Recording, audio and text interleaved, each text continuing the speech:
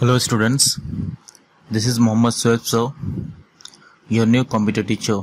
यहाँ पर आज हम सीखने जा रहे हैं। सबसे पहले ये आपकी न्यू बुक है। This is your new book of computer. It is a book public from Cordova। Okay, so without wasting our time, let's see what is there inside of it। यहाँ पर हम देख सकते हैं कि हमारे पास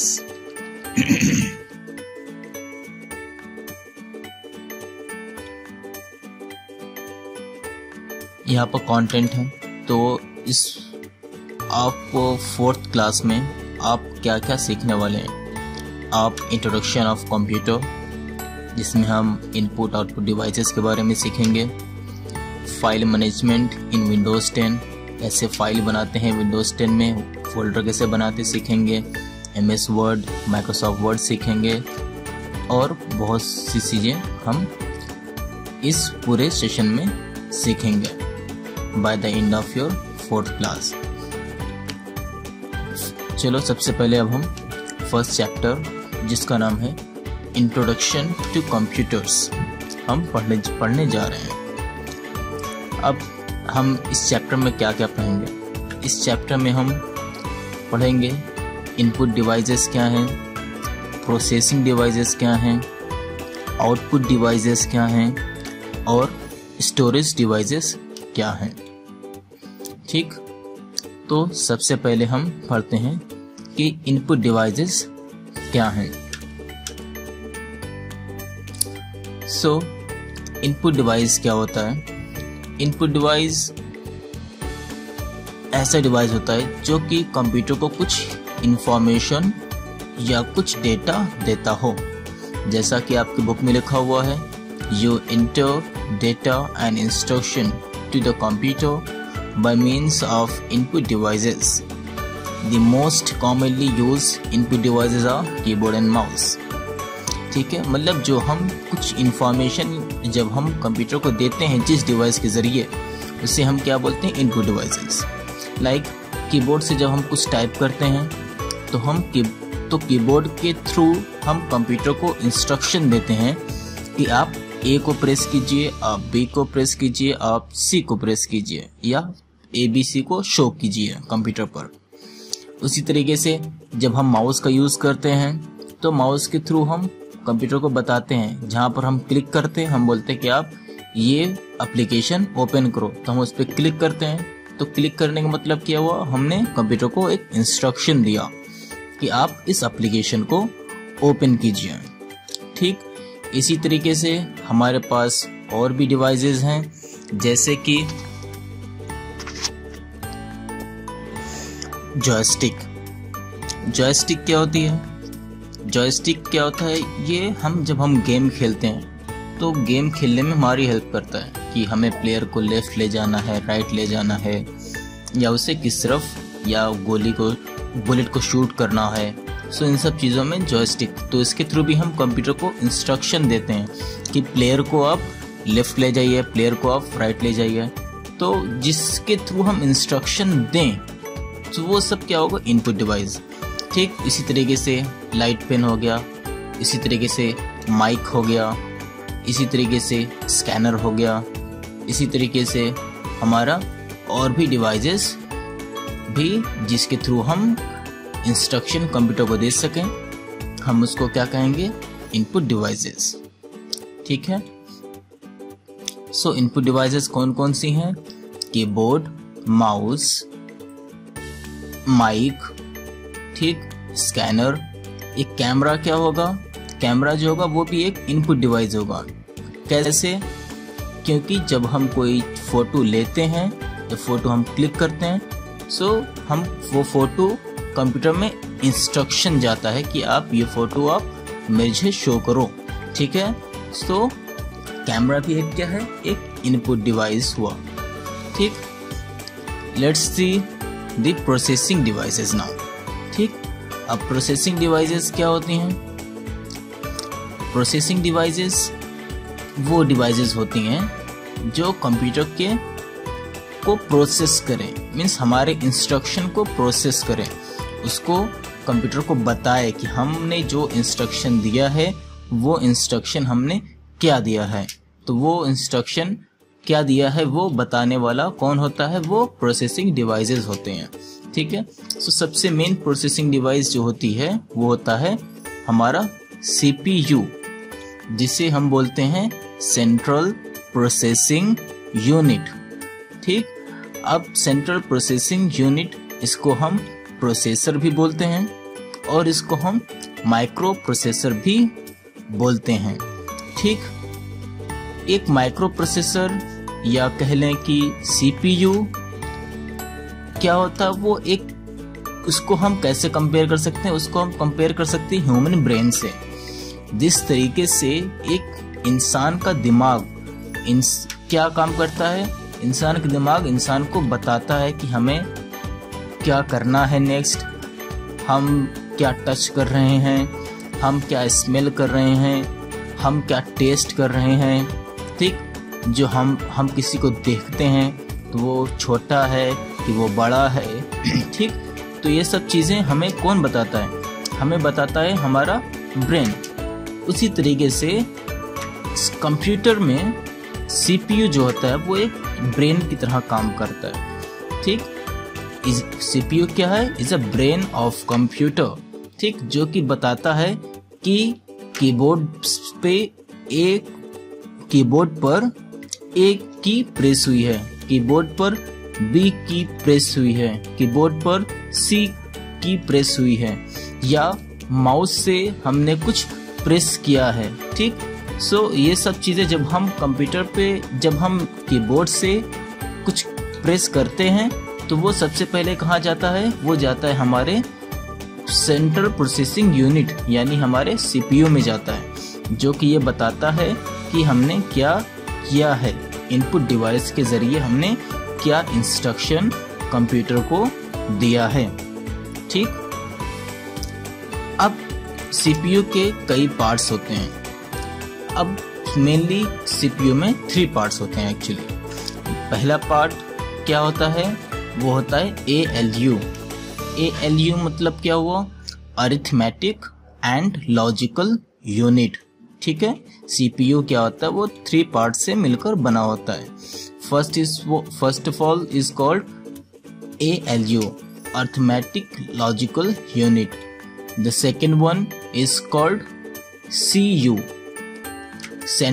कंट्रोल यूनिट। ठीक है, कंट्रोल यूनिट का काम क्या होता है, फर्स्ट ऑफ ऑल हम ये जानते हैं कि हमारा ALU का क्या काम होता है।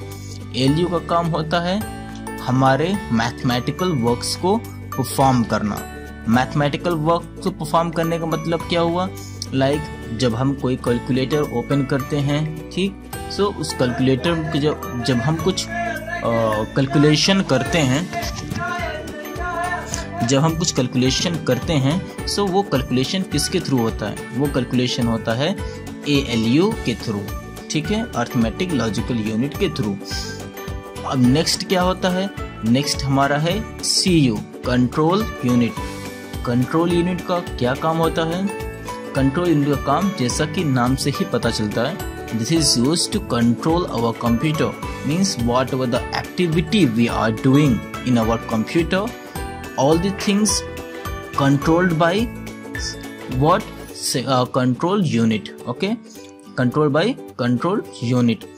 अब कंट्रोल यूनिट का और क्या क्या काम होता है, जैसे कि अगर हम जब हम माउस यूज कर रहे हैं उसी टाइम, सेम ही टाइम पे हम हो सकता है कीबोर्ड का भी यूज कर दें, हो सकता है सेम ही टाइम पे जब हम कीबोर्ड यूज़ कर रहे हैं माउस को भी यूज़ कर दें, या हम कोई चिप लगा दें कंप्यूटर में यूज़ करते करते ही।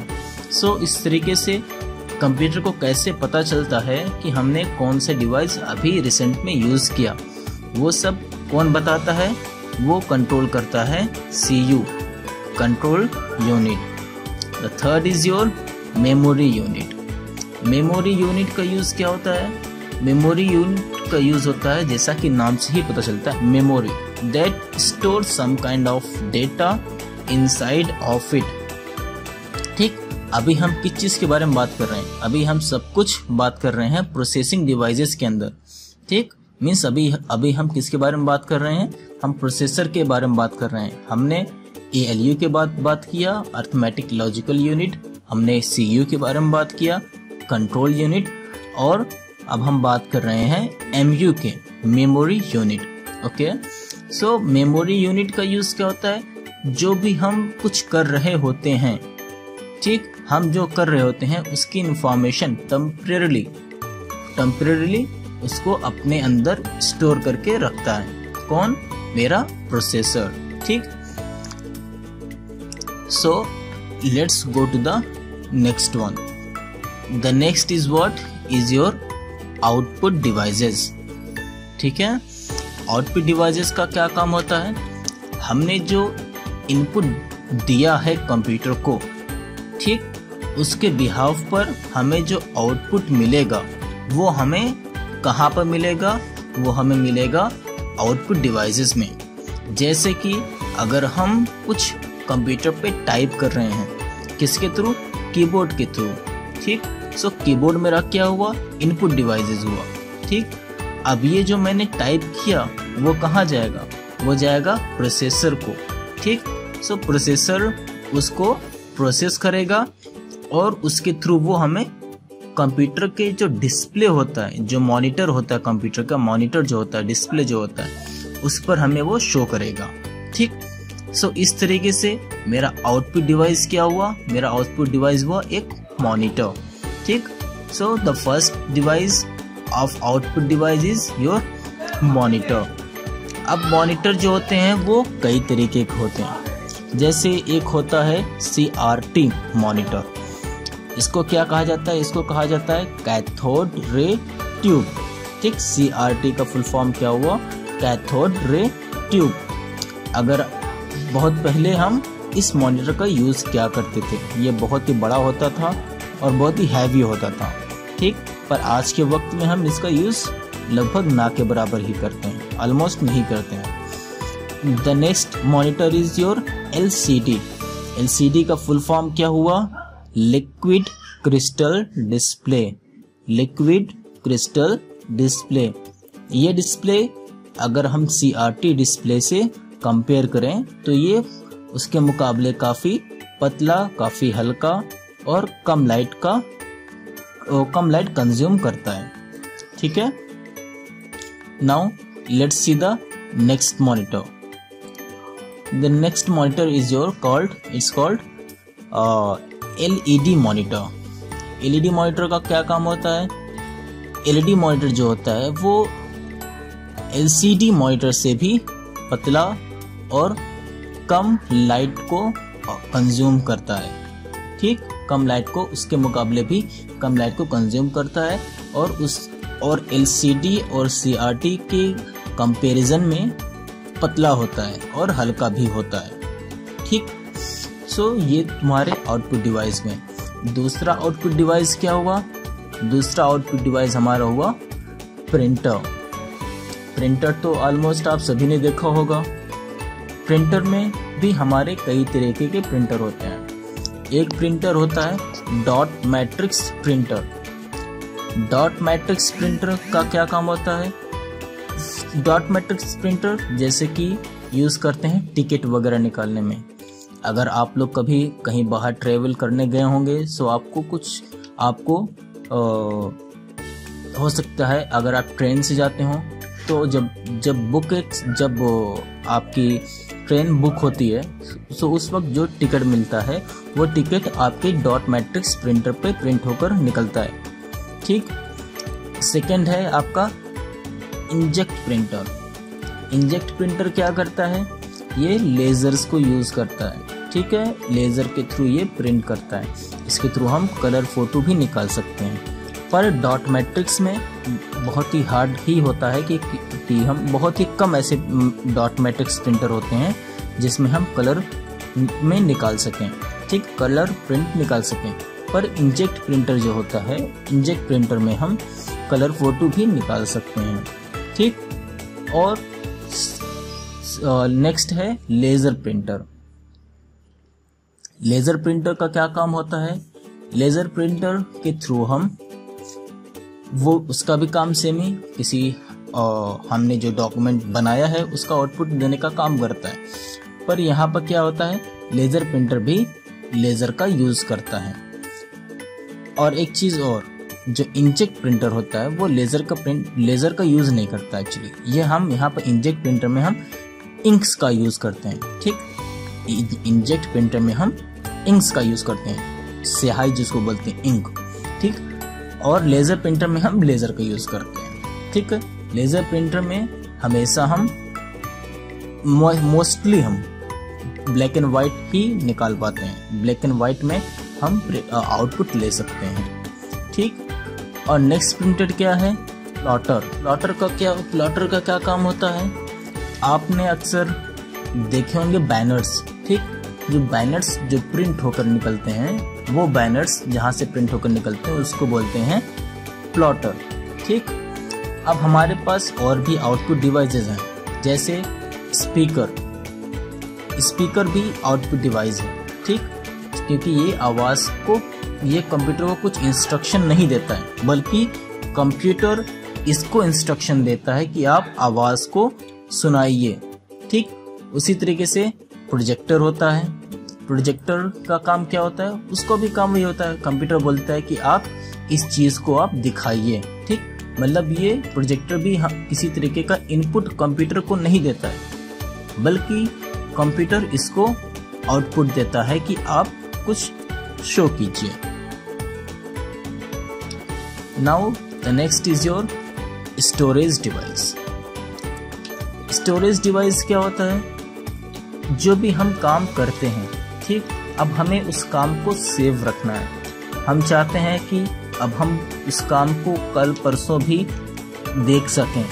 ठीक, सो ऐसे में हमें उस काम को, जो हमने वर्क किया हुआ है कंप्यूटर पे, हमने जो फाइल बनाई हुई है कंप्यूटर पे, सो हमें उसको कहीं पर सेव करना होगा। ठीक, सो ऐसे में सेव करने के लिए हमारे पास कई तरीके के स्टोरेज डिवाइसेस होती हैं।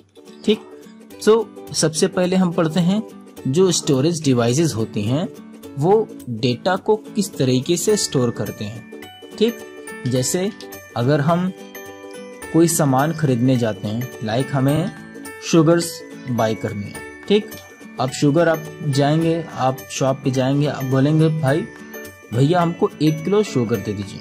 ठीक, तो वो आपको 1 किलो शुगर दे देगा तौल कर। ठीक, इसी तरीके से उसका मेजरमेंट क्या है, हम कैसे कह सकते हैं 1 किलो, क्योंकि उसका मेजरमेंट बना हुआ है कि इन सब चीज़ों को हम किलो में ही तौलते हैं। ठीक, ग्राम में तौलते हैं, किलोग्राम ग्राम में तौलते हैं। उसी तरीके से जब हम कोई डेटा को स्टोर करते हैं, सो उसको भी स्टोर करने के लिए कुछ हमारे पास यूनिट होना चाहिए कि जिसके बिहाफ पे हम कह सकें कि ये फाइल कितनी बड़ी है या ये फाइल कितनी छोटी है। सो यहाँ पर एक ये चीज़ आपको अपने माइंड में हमेशा रखना होगा, ये यूनिट्स। ठीक है, स्टोर करने के ये यूनिट्स वो क्या हैं, हमारे पास सबसे छोटी यूनिट कंप्यूटर में क्या होती हैं, वो होती हैं बिट्स। ठीक, 4 बिट्स जो होती हैं वो 1 निब्बल के बराबर होती हैं। 4 bit is equal to 1 nibble. ठीक, 1024 bytes is equal to 1 kilobytes. ठीक, 1 megabyte is equal to 1024 kilobyte, and so on आप यहाँ पर स्क्रीन पर देख सकते हैं। ठीक, चलिए अब हम देखते हैं कि हमारे पास कितने तरीके की स्टोरेज डिवाइसेस हैं। सो स्टोरेज डिवाइस में हमारे पास पहला है मेमोरी। ठीक, मेमोरी क्या होता है, मेमोरी क्या होता है, लाइक जैसे वो कहते हैं ना कि मैं मेमोराइज कर रहा हूँ, मतलब कोई चीज़ याद कर रहा हूँ। उसी तरीके से कंप्यूटर में भी याद करने के लिए उसके पास क्या होता है, मेमोरी होता है।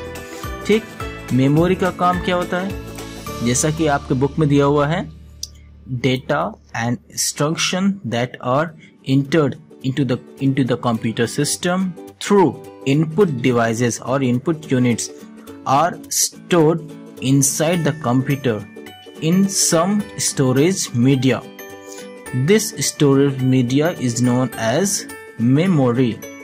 There are two types of computer memory. The first is called primary memory and the second is called secondary memory. ठीक, मतलब क्या हुआ, जब भी हम कोई मीडिया हम कंप्यूटर में स्टोर करना चाहते हैं, सो हमारे पास दो ऑप्शन होते हैं. एक होता है प्राइमरी मेमोरी और एक होता है सेकेंडरी मेमोरी. ठीक, प्राइमरी मेमोरी के अंदर इसका मतलब क्या हुआ, प्राइमरी मेमोरी जैसा कि आपके बुक में लिखा हुआ है, it is the main memory of the computer.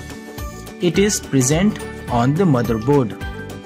Primary memory is two type, RAM and ROM. मतलब कि प्राइमरी मेमोरी जो होता है वो सबसे मेन मेमोरी होता है हमारे कंप्यूटर में. इसके बिना हम कंप्यूटर को स्टार्ट नहीं कर सकते. ठीक, अब प्राइमरी मेमोरी हमारी दो तरीके की होती है. एक होता है रैम, एक होता है रोम. रैम का मतलब क्या हुआ, रैम का मतलब हुआ रैंडम एक्सेस मेमोरी. ठीक, it is used for holding the data temporarily while computer is working. RAM का काम क्या होता है, ये टेम्परेरी डेटा को अपने अंदर स्टोर रखता है जब तक कि कंप्यूटर चल रहा हो. जब कंप्यूटर बंद हो जाता है तो इसके अंदर के सारे डेटा जो होते हैं वो इरेज हो जाते हैं, डिलीट हो जाते हैं. रोम, रीड ओनली मेमोरी.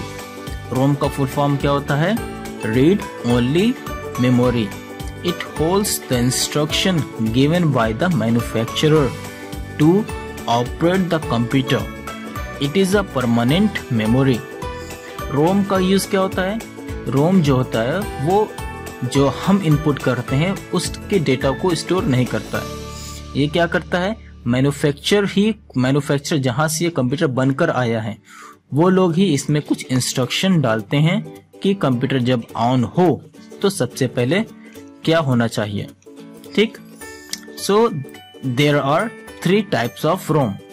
ठीक, रोम जो होते हैं वो 3 तरीके की होती हैं, P ROM, EP ROM and double EP ROM. ठीक, पी रोम का मतलब क्या हुआ, programmable read only memory. EP ROM का मतलब क्या हुआ, ईपी रोम का मतलब हुआ erasable programmable read only memory. Double EP ROM का क्या मतलब हुआ, electrically erasable programmable read only memory. This is important, you need to keep this full form in your mind. ठीक, आपको ये फुल फॉर्म जो है आपको अपने दिमाग में रिमेम्बर रखने हैं. This is important. Okay, now let's move to the next. Next हमारे पास क्या है, नेक्स्ट है सेकेंडरी मेमोरी. सेकेंडरी मेमोरी क्या होते हैं, secondary memory is used to store data permanently. Its data is not erased even when the computer is switched of.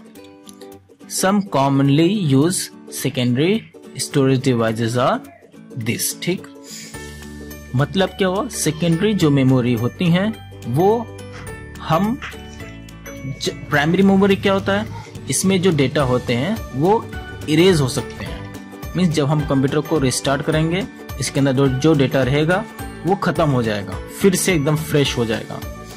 But secondary storage, secondary memory में क्या होता है, इसमें हम जो डेटा डालते हैं वो हमेशा के लिए सेफ हो जाता है. हम कंप्यूटर ऑफ भी कर दें तब भी वो सेव रहेगा. जब हम दोबारा कंप्यूटर को ऑन करेंगे तो जहां पर हमने सेव किया था डेटा वो वहीं पर ही रहेगा.